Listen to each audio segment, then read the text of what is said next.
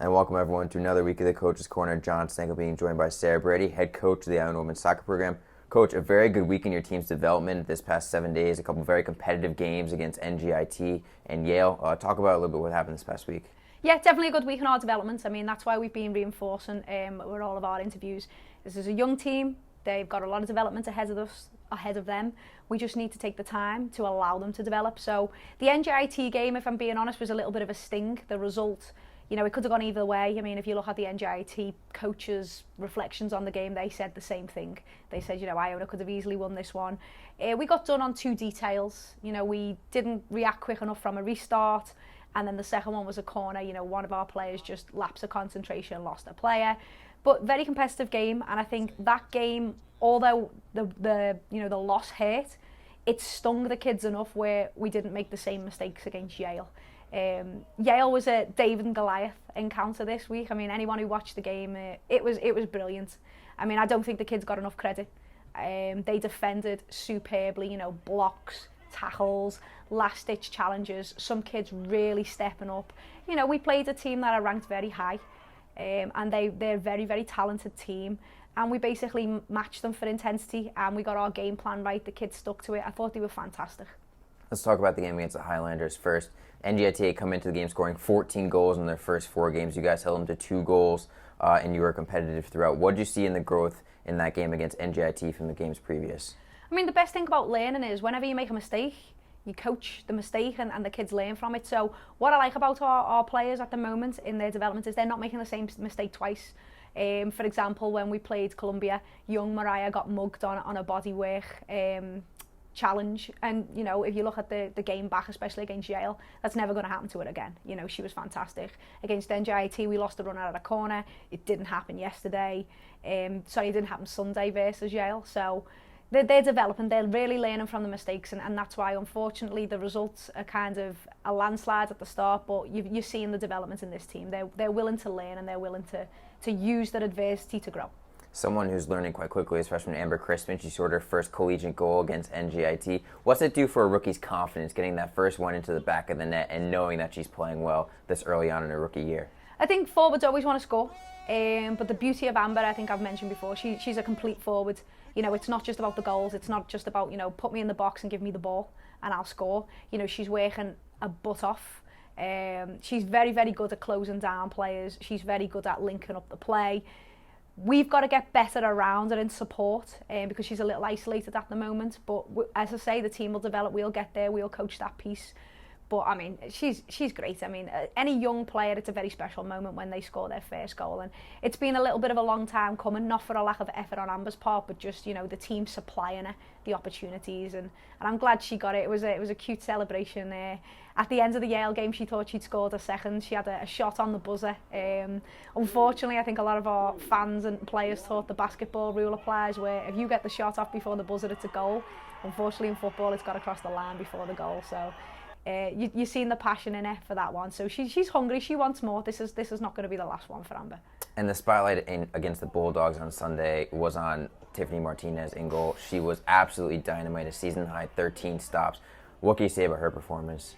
So Tiff, what I've said to the team is, look, Tiffany will make saves if you protect her. I think we've been very naive in our defending up till the Yale game. Actually, NJIT was pretty good, but definitely up until the Yale game. If you protect her, if your back line's not getting penetrated, we're not getting broken down, Tiff's going to make outstanding saves because she's an outstanding goalkeeper and kid. The difficulty has been, because there's been a lot conceded, I was worried a little bit about her confidence. But we've coached her, we spoke to her a lot about, look, we need to develop certain things around you to protect you. And the kid stepped up big, but that's what happens with quality. We've never doubted her. That's why, although there's been a lot of goals conceded, she's the number one. And it was a nice mini victory for her. I mean, I'm sure if you spoke to her, she said she doesn't care because the team still didn't win. She doesn't care how she performs as long as the team win. But I mean, we're excited for her. She showed her quality, and it was really nice to see. Now, you as a head coach in the game against Yale, the tying score goes in with just 3 minutes remaining on the clock. How do you build your team up for that overtime period and be like, hey guys, I know we just let up this goal, but we're still in this game, we could still win it? What do you say as a head coach before the extra time starts? Well, it was a very passionate game. I think if you've seen at the end when Amber's shot was disallowed, everyone's heads fell off. Apart from mine, which is usually the other way around, it's usually my head falling off. But it was a passionate game, and we needed to channel that. We didn't want to kind of puncture it and deflate it. We just wanted to make sure that they focused it into their running, because we didn't want to lose emotional energy. I think the goal showed a little bit of our naivety, the Yale goal. So we went to try and score the second and kill the game, where, you know, we probably should have gone into the corner and killed the clock. But we just said to them, look, you've gone toe-to-toe with a giant here, again, referring to the David and Goliath, but you've gone this far, you know, they're tired, you're tired, we've both played on the same pitch, in the same weather, with the same amount of minutes.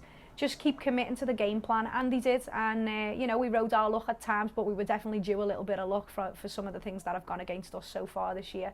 So it was time to grind, as the Americans like to say, and they did it. They were fantastic. Someone who's been grinding, and you've had a lot of praise for in the past couple of days. You've been texting me saying how great she's been playing, is Emily Hansen, your captain defender. You said that she's taken it up to another level in terms of her play and her leadership. Can you expand on that? I mean, the kid was a colossus against Yale. She's done a lot of great captaincy and good leadership off the pitch, but bringing it onto the pitch has been where we've needed to see more. But against Yale, I mean, the kid was Amazonian. I mean, I was texting her and I was coming up with all these words, and she's like, "Coach, just shut up," but in the nicest possible way.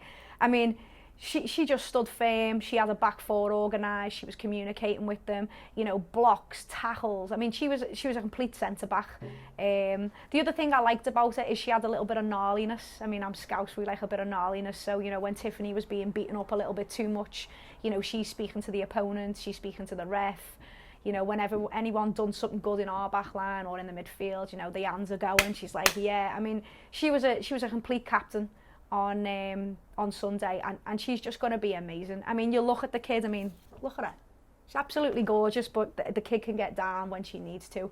We sometimes call her the Long Island Princess, and affectionately, but honestly, she can get down when she needs to, and it really made the team better. And I think she's kind of made that connection herself, just how important her influence is, you know, her example, and, you know, just supporting everybody else. So, I mean, I knew it was in her. One of the reasons we made her the captain when we first got here was we knew she had all of those qualities, but we seen them all come out together in the same game, and it was fantastic from her.